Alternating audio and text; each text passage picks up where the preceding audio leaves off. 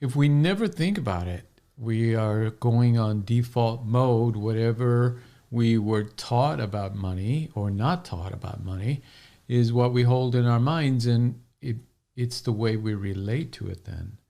And often people act out of this fear of lack.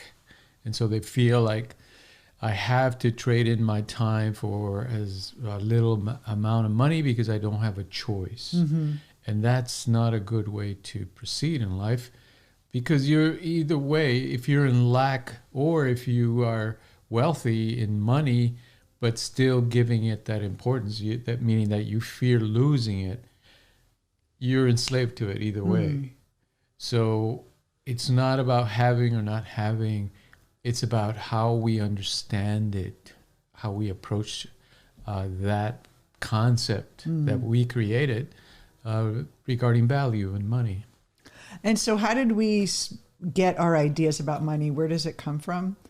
And if we think about money itself or anything in life, we have a personal relationship with the external world, our parents, friends, people, the idea of work. We have a relationship to relationships, what that means to be a couple, not be a couple, to be independent.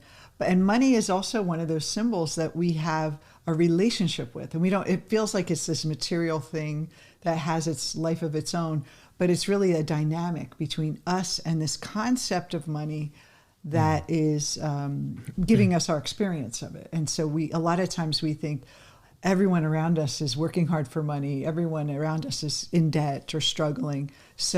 But why is that? Is it because the economy is shrinking, or everyone should be struggling and only the rich people get to enjoy abundance? So we start to ask those questions of ourselves of what did we learn about money, and how are we relating to it now? And through that questioning and understanding, we start to be able to see, well, maybe there's another possibility. So early in life, as we all tell on many of our podcasts, our unconscious is absorbing everything that happens to us. Our ego's deciding what money means. We're hearing how our parents talk about money, what their emotional responses to money, fears around, is there enough money in the household? Or fears around stockpiling money, how they spent their money. All these things we're absorbing as kids. Very much so. And often it's not spoken about explicitly. So we're simply assuming by what we're observing as children, what is the meaning of money? And obviously most of us get a sense that it's a problem, that money is hard to come by, or only certain people have it. And if you have it, then we often get the message that only bad people have money, that the wealthy are somehow evil or bad people. So all those things, we don't examine them. Money doesn't make you happy, so we kind of think that we shouldn't pursue it at all and be satisfied with what we have. And those concepts, those early impressions, get integrated into what Jung called the persona that we create, which is what we're going to be talking about.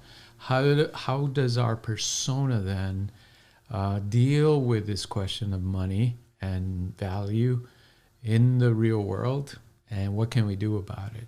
One thing, I like to go by these higher principles, and one of the highest principles is this: we should never bow our heads to money. In other words, we should never see it as more powerful than our own mind.